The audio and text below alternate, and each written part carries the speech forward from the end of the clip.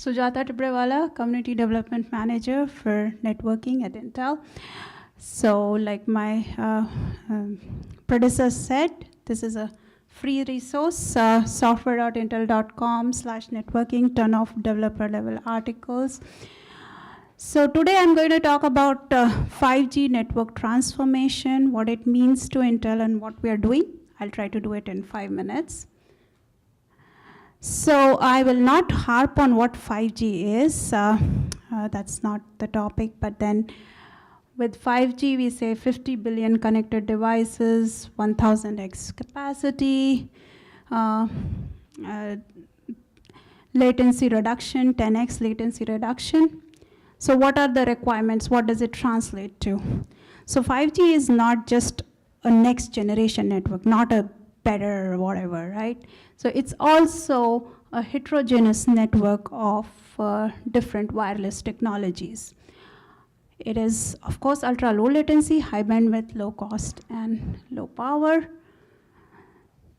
So what heterogeneous network means that it has to work with different technologies like LTE, Wi-Fi, 2G, 3G, 4G, and upwards.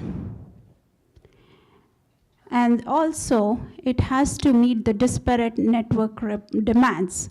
So you have a use case which needs high bandwidth, a use case which needs low latency, like automated drive, automated cars, or agricultural low energy, low bandwidth, or ultra high bandwidth like massive online gaming.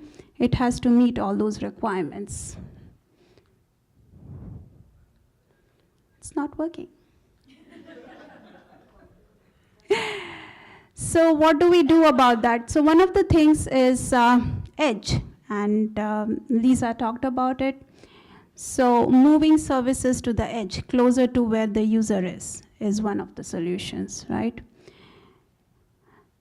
The other solution is, and that's the overarching solution, that you have virtualization in the network, because that's how the network is scalable and agile. So you started with custom proprietary hardware, go to software-defined agile open, and then take a step further, go to cloud native, which is the theme of the conference today. So with that, we will be able to implement things like network slicing, visual cloud, analytics, core to edge. And that's where Intel is working on it. So we are working very heavily on virtualization aspects. We are working with a lot of companies. So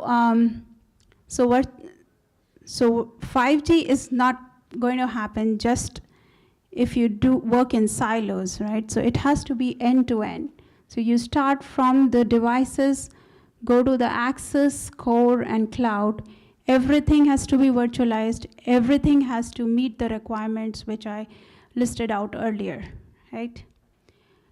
So that's why we are working on different products from hardware to the software.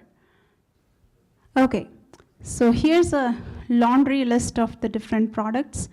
I have only 1 minute, so I can't go through everything, but we are a chip company, so we have processors starting from Atom, which are smaller form factor processors, to the Xeon processors, which go into the data center. And a lot of our partners are here, including Cisco and Red Hat and Canonical were there before. And then, of course, we are in the networking, Ethernet controller space, FPGAs, 3D cross points, and accelerators like Quick Assist. And then, of course, a lot of open source projects that we work on, which enable all of these hardware to be used in 5G end-to-end infrastructure. So what's happening? So we are doing a lot of things. 5G is happening now. So I just chose one use case because we did demonstrate 5G in the Winter Olympics recently, and I'm out of time. Well, this is my last slide. So smart venue technologies. Anybody heard of the drones? The drone show which happened at Winter Olympics? Yeah. So other one is automated driving. We are going to have the next meetup on automated driving.